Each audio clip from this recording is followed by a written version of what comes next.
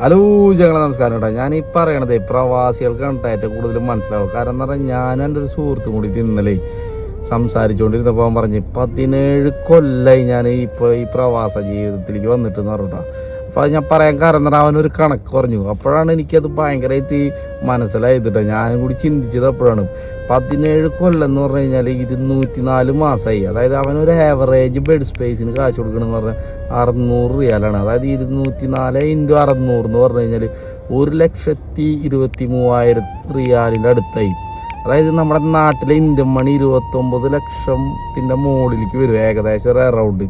അപ്പോൾ നമ്മുടെ ലൈഫിൽ ഒരു 17 കൊല്ലം നമ്മളിൽ നിന്ന് നഷ്ടപ്പെട്ടു പോവുകയും നമ്മുടെ യൂത്തും നമ്മുടെ യുവത്വമൊക്കെ നഷ്ടപ്പെട്ടു പോവുകയും ചെയ്യുക മാത്രമല്ല, നമ്മുടെ വലിയൊരു ഹ്യൂജ് എമൗണ്ട് മണി അതിൽ നമ്മ വെറും ഒരു ഇരുമ്പ് കട്ടിലുമൊക്കെ എടുക്കണേനോ അല്ലെങ്കിൽ ഡബിൾ കട്ടിലുമൊക്കെ എടുക്കണേനോ നമ്മൾ ചിലവാക്കുന്നുണ്ട്. അപ്പം ഞാൻ പറയാൻ വന്നത് അതൊന്നുമല്ല. നമ്മളെപ്പോലത്തെ പ്രവാസികൾ നമ്മൾ ഒരുപാട് കുറേ പൈസ ഉണ്ടാക്കി ഒരുപാട് പേർക്ക് ഹെൽപ്പ് ചെയ്യും. നാട്ടിലെ നമ്മുടെ വാപ്പുമ്മമാർക്കൊക്കെ ഹെൽപ്പ് ചെയ്യും.